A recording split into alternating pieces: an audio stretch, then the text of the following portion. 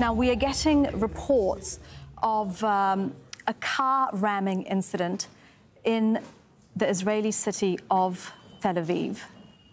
We are hearing that at least 10 people have been hurt in this car ramming and that there was also a stabbing involved. This is what we know so far about this incident in Tel Aviv. We are trying to find out more, and I believe that we do have our correspondent, Imran Khan. He is joining us from West Jerusalem. Imran, what more are you hearing about this?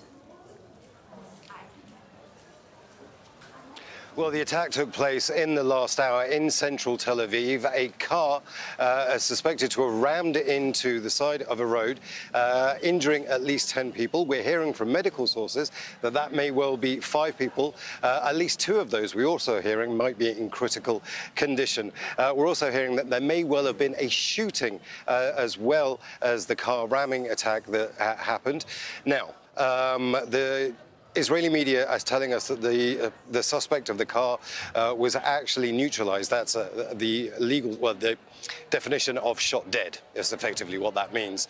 So this is all happening right now. It's happening in Tel Aviv. There are some pictures of the aftermath of the scene, and you can see ambulances on the scene, and you can see the kind of damage that took place. But yes, this has happened in the last, literally last 30 minutes.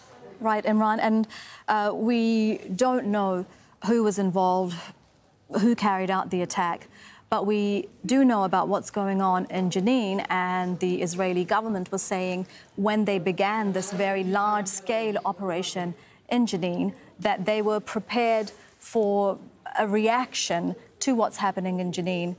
In other parts, well, they said they were prepared for a reaction from other occupied territories, not necessarily Tel Aviv. Again, we don't know who's carried out this car ramming, but this is happening in the context of violence taking place in other parts, in occupied territories, rather.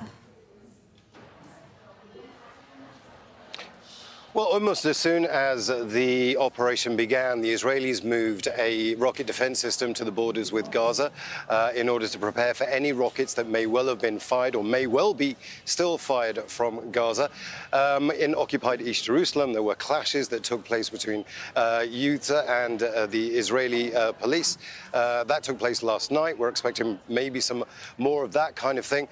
But it's very difficult to predict things like this. These are people who just take operations into their own hands. Now, for example, after the last Jenin attack, we saw settler violence against Palestinians, where cars were burnt, houses were attacked, and Palestinians were beaten up on the streets by Israeli settlers who live in the illegal settlements in the occupied West Bank. So things like this are very difficult to predict, whether it's Palestinian, whether it's settler violence. They're very difficult to predict. It's very difficult to defend yourself against somebody who simply drives a car into a busy street.